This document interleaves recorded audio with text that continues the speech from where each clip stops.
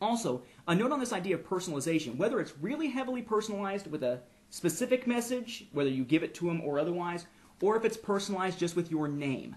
These are going to be very difficult to resell on places like eBay, because if you wanted to sell them, the person who's buying them, unless they've got your name, will not necessarily want to have that in their collection, because it'll be very obvious it wasn't them who got it signed. It'll be personalized to somebody else. That has turned me off several times to buying signed stuff on eBay. There's a great Clone Wars poster that's been up on eBay for ages, signed by Ashley Eckstein. And for some reason, I guess because the Ahsoka character is now a new big thing, I actually would like to have an Ashley Eckstein signed something, poster or otherwise. But it's personalized to somebody else, and I'm not going to buy a poster that's personalized to somebody else. Some people are fine with it. Most autograph collectors, at least Star Wars autograph collectors that I know, are not fine with it. So if you get it personalized, understand you're probably going to be keeping it, not going to be giving it away or selling it. Then again, if you're watching this, you're probably doing it for a collecting purpose, so you wouldn't be wanting to get rid of it anyway. Now, I've mentioned eBay a couple of times. One of the things that you can do is avoid doing any kind of pre-order signed items or canned signed items like through StarWarsShop.com, and find ones that have been hand-signed, just not with you present. Usually the best place to do that is a place like eBay, but be forewarned here that a lot of times what you'll find is people faking signatures. Not so much with novels and comics. I found that with Star Wars novels, Star Wars comics, it's very rare to have somebody try to fake a signature. If you're looking for other signed Star Wars stuff, though, or other signed celebrity stuff, be very careful.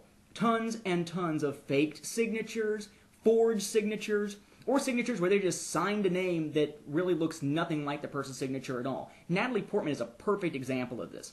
Tons and tons of forged or false Natalie Portman signatures on Star Wars stuff on eBay. She doesn't tend to sign Star Wars stuff very much, and she has a very distinctive autograph. But if you've never seen it, it's very easy to get bamboozled on eBay. Now, speaking of this whole idea of eBay stuff, getting stuff signed by others, again, a couple of different approaches you could take. One of the things that I hunted down after getting that Revenge of the Sith was, I said, I want the first modern EU novel in its first printing signed by its author. The same thing for the first modern EU comic, dang it, from 1991. I want those. And I hunted them down. So here, a first edition hardback copy of Heir to the Empire, in this case, signed by, no big surprise, Timothy Zahn. Right there, if I can angle this correctly here for you. Now, in this case, you notice it's just the signature. Again, be careful. Not necessarily every seller who's selling something signed is going to show you a picture of the signature. This person showed a picture of it. A lot of times, I've seen something listed as just signed, and I've wound up trying to be careful, as in the case with some signed Kevin J. Anderson stuff that I saw, and I will email the person selling it to see, is it just a signature, or is it personalized to somebody? Every single time I've actually taken the time to email someone, I've wound up finding out, oh, it's personalized to somebody. That's why they didn't show a picture. They thought it would turn people off. Well, it's a good thing I didn't buy it, or I would have been pissed. Wouldn't you? So, be careful about it. Look for a picture. If there's not a picture, email, either asking for one or at least asking point blank for information about the item. In this case, an item that was signed personally by Timothy Zahn, but not in my presence, with no personalization. Another thing that you can find is that some people who sell signed items will go to great lengths, especially bookstores, small booksellers who sell autograph stuff, will go to great lengths to build up the value of an item. And sometimes that involves book plates. Sometimes you'll find that bookstores that can't travel with huge amounts of books with them to have them signed by celebrities at major events will instead sometimes take little book plates with them, just the little stickers, get those signed, and then place them in the books. And in doing so, you wind up with a signed book where the book itself wasn't present for the signing. A good example of this is my signed first edition of the Attack of the Clones novel. Remember, I have never seen one of those slipcase limited editions for Attack of the Clones. I'm not even sure if it exists. So instead, I hunted down something like this, just to make it so that I had them all signed when it came to the prequel trilogy at least. So you open it up, and here's a pair of book plates, signed by R.A. Salvatore, the author, and Hayden Christensen, who plays, of course, Anakin Skywalker / Darth Vader.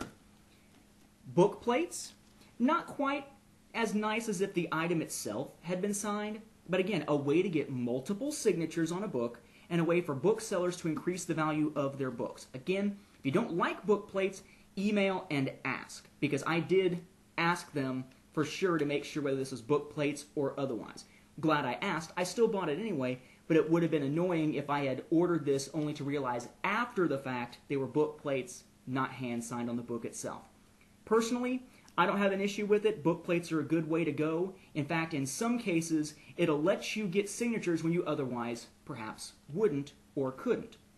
A good example of this is actually a book that I have or a book series I have that's not Star Wars, but it's by a Star Wars author. Kevin J. Anderson has written this really, really good sci-fi series called The Saga of Seven Sons.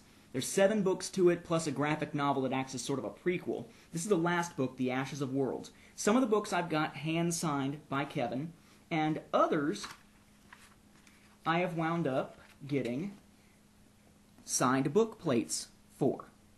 Now, what I was able to do in this case was I never got any of these book plates from Kevin in person, but I got them directly from him, because what he will do is sign some book plates and he'll just mail the things out. Also, if you're someone who wants to have something signed and you want to mail it away to somebody, one thing that you can do instead of mailing away the item, which is something we'll touch on later, is mail the personality a sticker and have them sign it.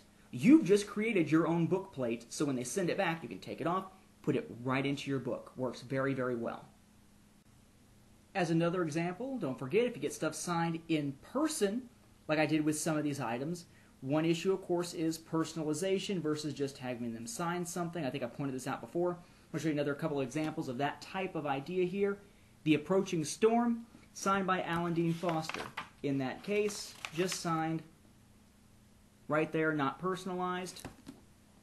The first Star Wars book I actually ever got signed, I believe, was The New Rebellion. It's back when I was living in Evansville, Indiana, and Christine Catherine Rush actually came to the local, I think it was either Walden Books or B. Dalton, and was signing books. So, The New Rebellion, in this case, signed in person, way back when, says, to Nathan, may the Force and all that good stuff be with you, signed Christine Catherine Rush. So, again, if you are going to get something signed in person, again, personalized versus not.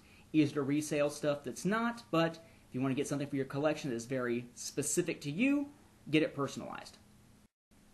Another thing you might want to get signed if you're a Star Wars EU collector is Star Wars comics. There's a couple different ways you can go about doing this. For example, you could have someone, whoever it is you're trying to get it signed by, do a signing on the inside, like in this case of Splinter of the Mind's Eye #1. It's based on a novel by Alan Dean Foster, so when I met Alan Dean Foster, I had him sign it, signed right here. Again, try to aim this for you. Right there on the inside, down there at the bottom. Of course, the thing about signing it on the inside is that when it's in a bag with a board, which hopefully is the way you're keeping the comics to keep them pristine, you're not going to be able to see it. So usually people will have comics signed on the cover, as in the example of, say, this Dark Empire. Remember I said I was looking for the first EU novel and first EU comic in the modern EU from 1991 in their first edition form signed. This is the other example of that. Heir to the Empire was one. Dark Empire, here's the other. This is Dark Empire, signed by cover artist Dave Dorman down here, signed by writer Tom Veitch right there on the side. Now, in this case, it's got an artist and a writer signing together on the cover. Say you're into a series, though, and you don't run into both of those in the same place. What often happens is people will simply have the author or the artist do signings on different comics and then put them within the same collection, and to them, that completes that trifecta, or that, whatever you want to call it, that completionist urge. I guess it's not a trifecta unless there's 3. I do have an example of that here in just a second. So in this case, we had cover artist and writer signing on the cover. As for an example of separate, this is Legacy #1, the 1 for $1 thing from Dark Horse, signed by Jan Duursema, right there on the side, the artist for the interior. Then this is a copy of Legacy #0, signed by John Ostrander. Artist, writer, separate comics as opposed to one together. For many people, that's fine. In fact, it increases the number of signed things and the likelihood of getting signed things because you're not looking for one by the entire creative team. This one also presents an interesting example of something else that you can find in that, just like with novels, you'll find novels that are limited editions, numbered with signatures, often with a certificate of authenticity or something built into the book that is essentially a certificate, of authenticity. You'll find some companies like Dynamic Forces and others will put out signed comics that are special limited editions, and when you have those, usually they'll be in a package with some type of holographic special seal and some type of certificate of authenticity, as we have here with a Legacy number 0 signed by John Ostrander. Another way to go about getting something signed for a comic collector when you don't have a comic to get signed is that a lot of times comic book companies will put out little items that are meant to be there for promotional purposes. Little cards or little one-sheets, little posters, little advertisements, oftentimes tying into a specific comic series that you could get and put with your comic collection. Maybe get it and stick it in a bag and board with that comic. One example of this for me is this is Tales of the Jedi Redemption number 1's cover on a little card. Here's the actual comic right here. Well, this is signed on the reverse by Kevin J. Anderson. This isn't signed, but the card is, and the card is directly related to the comic. So for me, for my collection, I put this in a bag and board, put this in there with it, and to me, that is a signed item. Think of it as the equivalent for comics of a book plate, but a lot of times comics don't have a place to put a sticker that's signed without marring some of the artwork. Here, you have the next best thing, something you can put inside the bag and board with it without messing up the issue itself. Nice trade-off.